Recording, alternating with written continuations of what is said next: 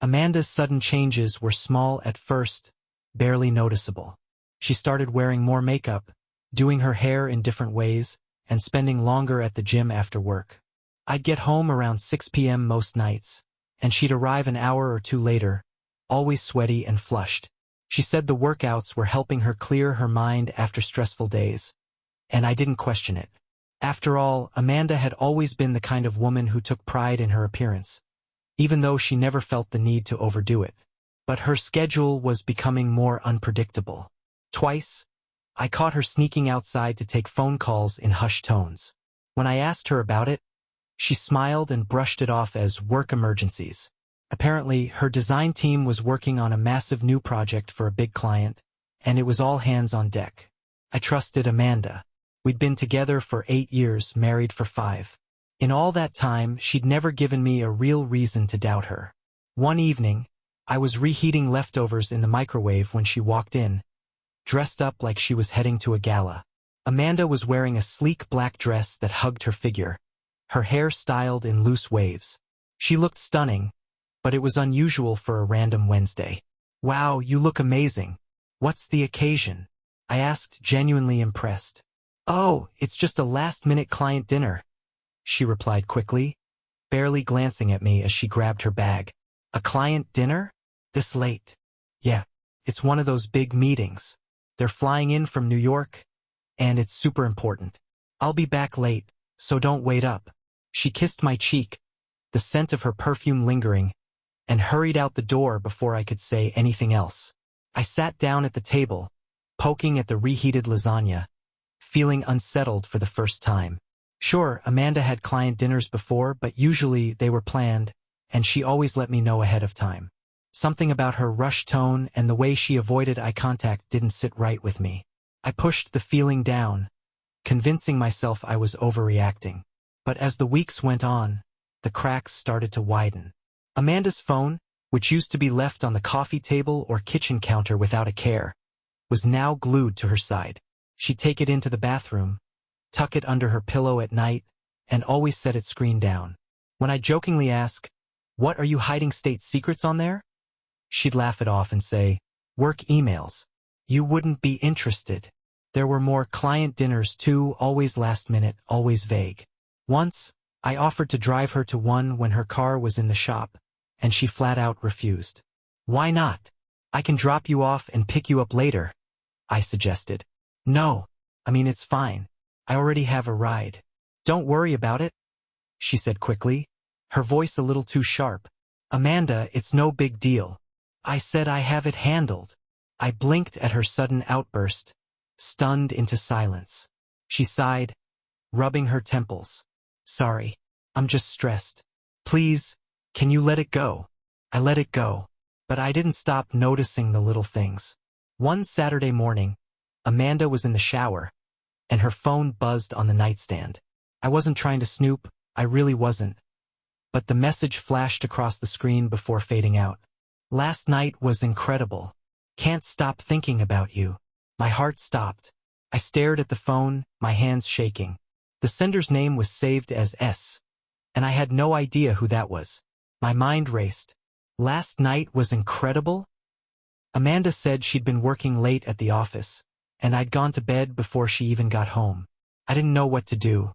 Should I confront her? Wait for her to explain? My gut was screaming that something was wrong, but my heart refused to believe it. When she came out of the shower, wrapped in a towel, smiling like nothing was wrong, I couldn't stop staring at her. "What?" she asked, raising an eyebrow. I forced a smile. "Nothing. Just, you look beautiful." She grinned, kissing me on the forehead as she walked past me to get dressed. "You're sweet." I spent the rest of the day in a fog.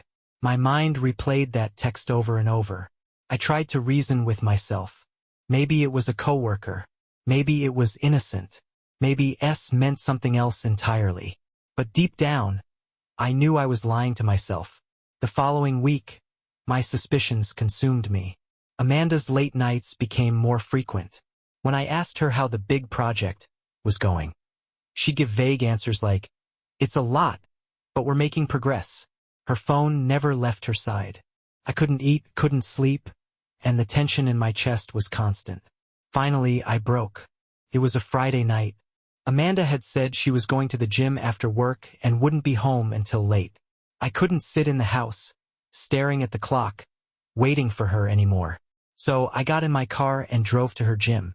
It was one of those massive fitness centers with a giant parking lot, and I parked in a spot far enough away that I wouldn't be noticed. I figured I'd just wait, see if her car was there, see if she was actually working out. But Amanda's car never showed up. I sat there for 2 hours, the cold air biting through my jacket as I stared at the entrance, waiting for her to appear. At 9 p.m., I gave up and drove back home. I didn't even know what to think. Maybe I'd missed her. Maybe she'd already come and gone. But when Amanda walked through the front door at 10:30, dressed in gym clothes and carrying her water bottle, smiling like nothing was wrong, I knew she'd lied to me. "Hey, babe," she said cheerfully, dropping her keys on the counter. "I'm exhausted. The gym killed me tonight." I stared at her, my blood boiling. "You were at the gym?" "Yeah." "Why?" I thought I'd swing by after work to surprise you. I didn't see your car there." Amanda froze, her smile faltering for just a split second before she recovered. "Oh, I parked around the back. You probably didn't see me. The front lot was full when I got there." I didn't believe her. Not for a second. "Is something wrong?" she asked, tilting her head. I forced a laugh, trying to sound casual. "No, it's nothing. I guess I just missed you." Amanda smiled again, but her eyes were wary, like she was watching me closely for signs that I didn't believe her. "Well, I'm gonna take a shower. I'm gross." I watched her walk upstairs, her phone still clutched tightly in her hand. That was the moment I knew. Amanda was lying to me, about where she was going, who she was seeing, and God knows what else. Amanda's lies were eating away at me. I couldn't confront her yet. Not until I had solid proof. I wanted to be sure of what I was accusing her of. The text message I'd seen, her gym lie, and all her sudden changes had formed a tangled knot of suspicion in my mind. I decided to do something I'd never done before. Follow her. I hated myself for even thinking about it. Felt dirty and wrong. But I needed to know the truth. The next Friday, Amanda had her gym night again. She left the house around 7:30 p.m., wearing her yoga pants and sports bra, her gym bag slung over her shoulder. I gave her a peck on the cheek and said, "Have a good workout." My stomach churned as I watched her walk to her car. The moment she turned out of the driveway, I grabbed my keys, waited a minute, and then followed. I stayed a few cars behind her, praying she wouldn't notice me. My heart pounded with every turn. I felt like a lunatic, sneaking around and spying on my own wife. But Amanda didn't drive to the gym. Instead, she pulled into the parking lot of a small, dimly lit restaurant on the edge of town. It was one of those places that looked fancier on the inside than the outside, the kind of spot where people met for quiet conversations and intimate dinners. I parked far enough away that she wouldn't see me, my hands gripping the steering wheel so tightly that my knuckles turned white. I watched her get out of the car, her gym bag still slung over her shoulder. She wasn't heading inside. She pulled out her phone, glanced around nervously, and leaned against the hood of her car, waiting for someone. After a few minutes, a sleek black car pulled into the lot. I leaned forward, my chest tightening as I watched the driver get out.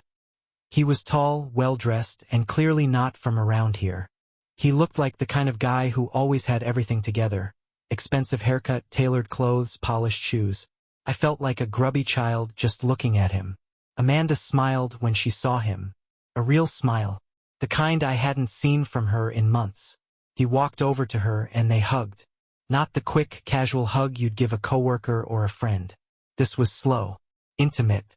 His hand lingered on her lower back, and she didn't pull away. They said something to each other, both laughing softly, and then he led her to his car. I felt like I'd been punched in the gut. My mind went blank as I watched Amanda climb into the passenger seat. The black car pulled out of the lot, leaving her vehicle behind. Couldn't breathe. Couldn't think. I just sat there, staring at the empty space where her car was parked. Who the hell was he? My instincts told me to follow them, but I couldn't move. Part of me didn't want to see any more. Seeing her hug him like that was bad enough. I didn't want to know where they were going. After sitting there for what felt like hours, I finally started my car and drove home. My mind raced the whole way back. When Amanda walked through the door later that night, I was sitting on the couch, a drink in my hand. She looked surprised to see me still up. "Hey, you're awake," she said, setting her gym bag down by the door. "Yeah," I replied, trying to sound normal. My throat felt like sandpaper. "How was the gym?" "It was good. Tough session, but I feel great."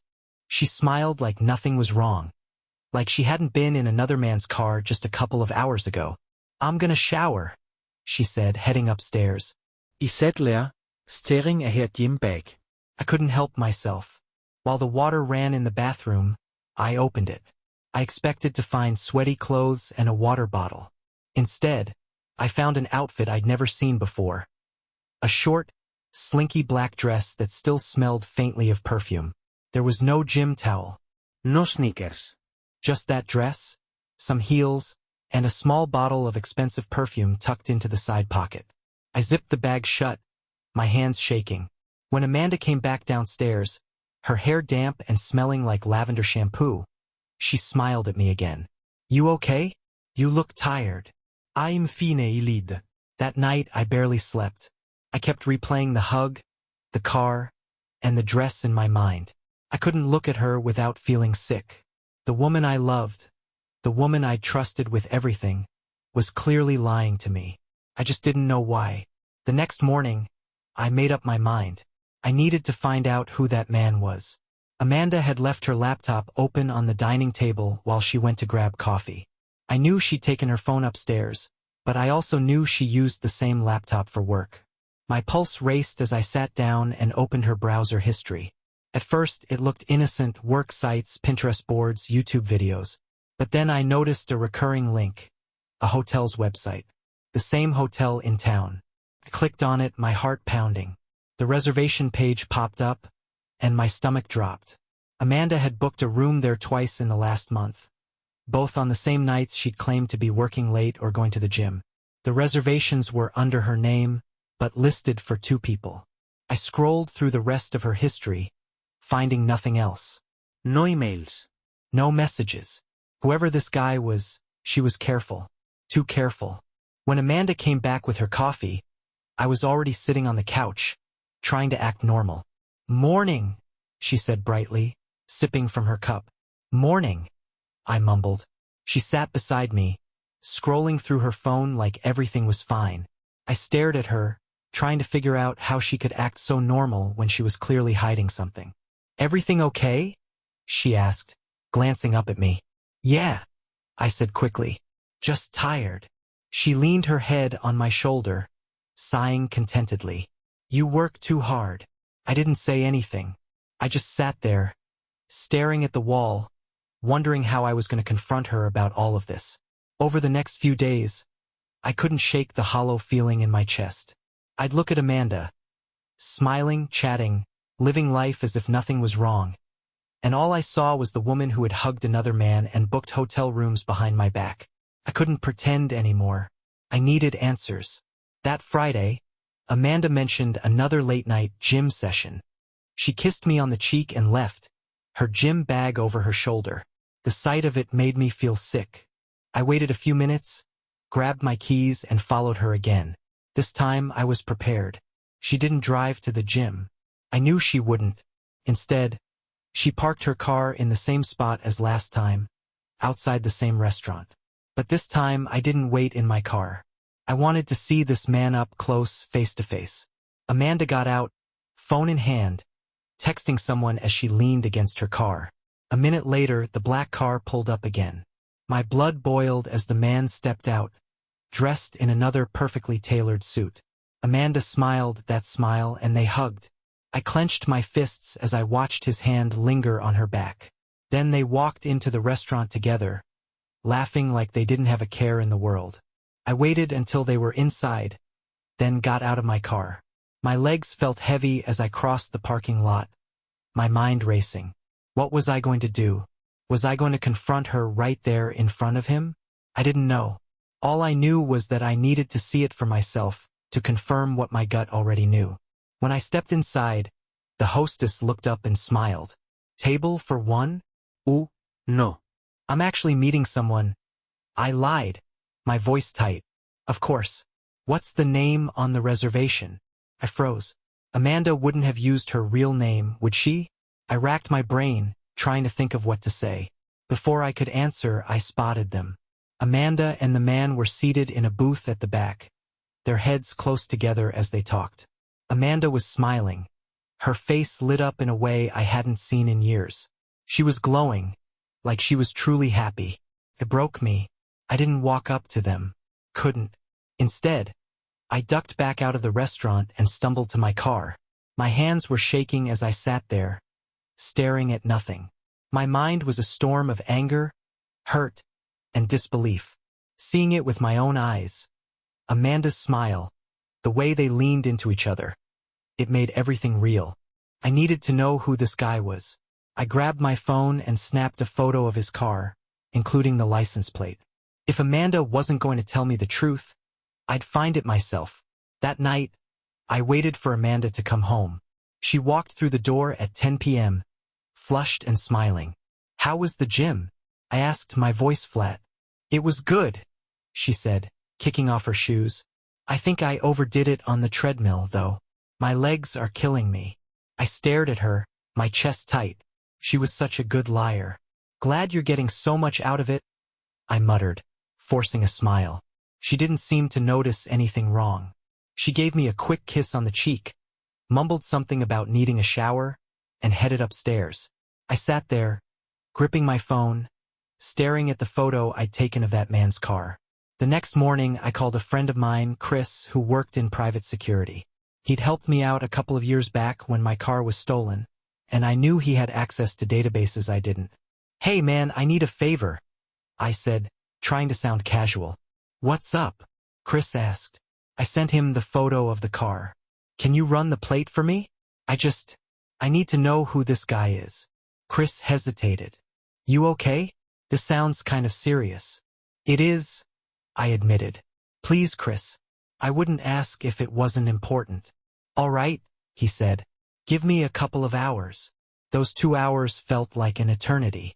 Amanda was in the kitchen, humming to herself as she made coffee, completely unaware that I was unraveling the truth behind her lies.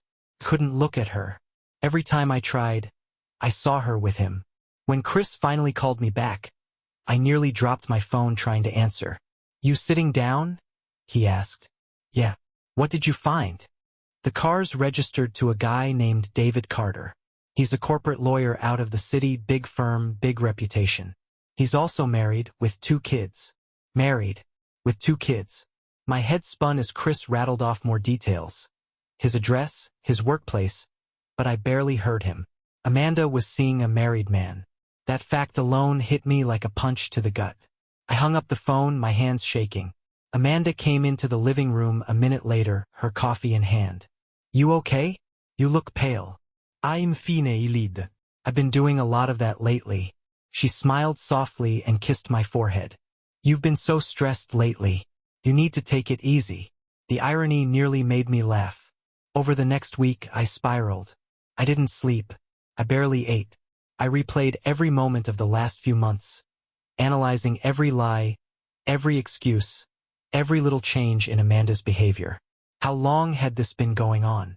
Why him? And why hadn't she ended things with me if she was so clearly happy with someone else? I wasn't ready to confront her. Not yet. I needed more. I needed to know exactly what I was dealing with. So I dug deeper. I spent nights scrolling through Amanda's social media, looking for clues, anything that might connect her to David. I found nothing. She was careful, almost too careful. Then one night I finally caught a break. Amanda had left her phone on the kitchen counter while she was in the shower. I knew it was wrong. I knew, but I couldn't stop myself. My hands shook as I picked it up, opening her messages. Most of the conversations were normal chats with coworkers, friends, family. But then I found a thread labeled S. The same S from that text weeks ago. My heart pounded as I opened it. The messages were exactly what I feared. David S. can't wait to see you tomorrow. You looked stunning the other night. Amanda, you're too sweet. I miss you already. David S. Hotel again? Room 312. Same time. I scrolled further, my vision blurring with anger. There were weeks, months of messages. Amanda telling him how much she missed him. David calling her his girl. Plans for dinners, trips, even nights at that same hotel. I felt sick. This wasn't just a fling. Amanda was in love with this man. The sound of the shower turning off snapped me back to reality. I locked her phone and set it back on the counter just as Amanda came downstairs, wrapped in a towel, her hair dripping. "Hey," she said cheerfully, grabbing her phone. "What's for dinner?" I stared at her, my heart pounding. How could she act so normal, knowing what she was doing? How could she look me in the eye and smile? "Whatever you want," I said, my voice hollow. Amanda smiled and kissed me on the cheek. "You're the best." I watched her walk away, bile rising in my throat. This was it. I had everything I needed. The truth was out. And now I was going to decide what to do about it. The next few days were unbearable. Every second I spent with Amanda felt like a lie, like I was watching a stranger in my own home. I'd look at her and think about the messages, about David's hand on her back, about those hotel rooms. My stomach churned every time she smiled at me. I tried to act normal. I needed more time to plan. Amanda still believed she'd covered her tracks perfectly, and I wasn't going to give her the satisfaction of knowing I'd caught her. I wanted her to feel the same betrayal I felt when I finally confronted her. I wanted to watch the truth hit her like a freight train. That Friday, Amanda told me she had another late-night meeting. "More work stuff?" I asked, forcing a smile. "Yeah," she replied quickly, grabbing her bag. "This client's a real handful, but it'll all pay off soon." "Sounds stressful." "It is," she sighed, leaning in to kiss me. "Don't wait up. I might be late." "Okay, be safe." She smiled as she left, completely oblivious to the fact that I already knew where she was going. The moment she was gone, I grabbed my jacket and keys and left too. This time, I wasn't just going to follow her. I was going to confront her. Amanda's car was parked in the same spot, and sure enough, David's black sedan pulled up a few minutes later. They hugged, and I watched as he led her inside the restaurant. My pulse raced as I sat there, gripping the steering wheel, trying to calm myself down. "Don't do anything stupid," I told myself. I waited for 20 minutes before I got out of the car and walked into the restaurant. My heart pounded in my ears as I scanned the room. There they were, sitting in a booth at the back, heads close together, laughing. Amanda's hand rested on David's forearm as she smiled at him. Something inside me snapped. I walked straight up to their table, and Amanda's laughter froze when she saw me. Her face went pale, her eyes wide with panic. "Hi, Amanda," I said, my voice steady despite the storm raging inside me. David glanced up at me, confused. Can we help you?" Amanda stammered. What are you doing here?" "I should be asking you the same thing," I said, looking directly at her. "You told me you had a work meeting. I didn't realize this was your client." David's face darkened as he started to put the pieces together. "Who the hell are you?" "I'm her husband," I replied coldly. The color drained from his face, and Amanda gasped. "Please, let's talk about this somewhere else." "Oh no," I cut her off. "We're talking about it right here. You don't get to control this conversation anymore." David stood up, towering over me. "Look, man, I didn't know." I turned to him, my fists clenched at my sides. "Didn't know what? That she was married? That you were sneaking around with another man's wife? Spare me." Amanda grabbed my arm, tears streaming down her face. "Please, let's go. I can explain." "You can explain?" I laughed bitterly, yanking my arm away. "You've been lying to me for months. I found the messages. I know about the hotel rooms. I know everything, Amanda. There's nothing left to explain." The restaurant had gone silent. People were staring, whispers spreading like wildfire. Amanda's face crumpled as she realized there was no talking her way out of this. "I'll ask you one question," I said, my voice deadly calm. How long? She wiped at her face, unable to look me in the eye. 6 months, she whispered. The words hit me like a punch to the gut. 6 months. Half a year of lies. I turned to David, who was still standing there like an idiot. You're married, aren't you? He flinched. Does your wife know where you are right now? I asked coldly. David's jaw tightened, but he didn't say a word. He didn't have to. I already knew the answer. I looked back at Amanda, who was now sobbing quietly into her hands. You disgust me, I said, my voice trembling with anger. Both of you. I turned and walked out, leaving them sitting there in the wreckage of their affair. I didn't go home that night. I drove to my brother's place and told him everything. He didn't say much, just poured me a drink and let me sit there in silence while I tried to process what had happened. The next morning, I texted Amanda to let her know I wouldn't be coming home. I needed time to think, to figure out what I was going to do next. She called me a dozen times, but I didn't answer. Her voicemails were a mix of apologies and pleas for forgiveness, but I couldn't bring myself to listen to all of them. By the time I went back to the house 3 days later, Amanda was a wreck. She was sitting on the couch, clutching a mug of tea, her eyes red and swollen. You're back, she said softly, as if she couldn't believe it. I'm only here to pack my things, I said coldly. Amanda's face crumpled. Please don't do this. It was a mistake. I was stupid. I was lonely, but it didn't mean anything. Stop, I snapped. Don't insult me by pretending it didn't mean anything. You don't see someone for 6 months because you're lonely. You did this because you wanted to, because he made you feel something that I couldn't. That's not true, she cried. I love you. I swear I do. If you loved me, you wouldn't have done this. Amanda dropped her head into her hands, sobbing. I turned away, refusing to let her tears sway me. I couldn't let her manipulate me into staying. I've already spoken to a lawyer, I said quietly. You'll get the papers soon. Her head snapped up. You're divorcing me?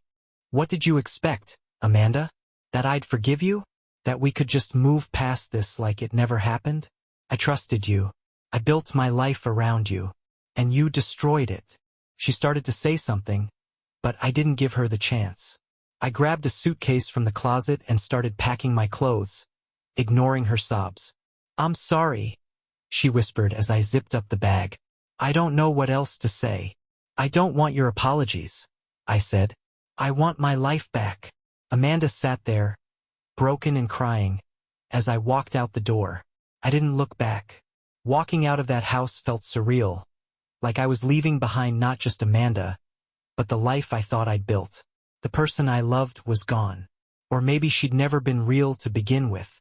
That thought haunted me as I loaded my suitcase into the car and drove away. I stayed with my brother for a while. He gave me space, only asking me once, "Are you okay?" To which I could only nod. I wasn't okay, and I wasn't sure if I'd ever be again. Nights were the worst. I'd lie awake, replaying every moment of the past 8 years, wondering when Amanda had started slipping away. When had I become someone she could betray so easily? The divorce process started soon after. Amanda tried calling and texting every day, begging to meet, to talk, to fix things. I blocked her number. There was nothing left to say. My lawyer handled all communication, and I made it clear that I wanted nothing from her. Not the house, not our joint accounts, nothing. I just wanted it over. A couple of weeks later, I got a text from a number I didn't recognize. It was David's wife. "Hi, I'm Emily. I think we need to talk." I stared at the message for a long time before replying. "How did you get my number?" "From David. I found out about Amanda." We agreed to meet at a cafe downtown the next day. I wasn't sure what I was expecting, but when Emily walked in, I was struck by how calm she looked. She was elegant, well-dressed, and carried herself with a quiet strength that I couldn't help but admire. "Thanks for meeting me," she said, sitting down across from me. "I'm not sure what you want to talk about," I said stiffly. "I'm not here to make things harder," she replied. "I just thought you deserved to know that you weren't the only one being lied to." She pulled out her phone and showed me messages. Their messages. Amanda and David's conversations were laid bare, confirming everything I already knew. Hotel reservations, dinner plans, intimate confessions. The worst was Amanda telling David she was considering leaving me. I felt like I'd been punched in the gut all over again. David confessed everything when I confronted him, Emily said softly. He's a coward, but at least I got the truth out of him. I'm divorcing him, too. Good, I muttered, staring at the table. She hesitated before speaking again. It's not fair what they did to us. I just thought you should know. You're not alone. I looked up at her, surprised by the sincerity in her voice. For the first time in weeks, I didn't feel completely isolated. Emily understood. She was living through the same nightmare. We sat there for a while, sharing stories of betrayal, of the lies they told us, and how we both missed the red flags. It was strange, comforting, even talking to someone who understood exactly what I was going through. By the time we left, I felt a little lighter. The divorce dragged on for months, but eventually, it was finalized. Amanda didn't fight me on anything, though she did send one last message through my lawyer. I'll regret this for the rest of my life. I'm so sorry. I didn't respond. Her regret didn't change what she'd done.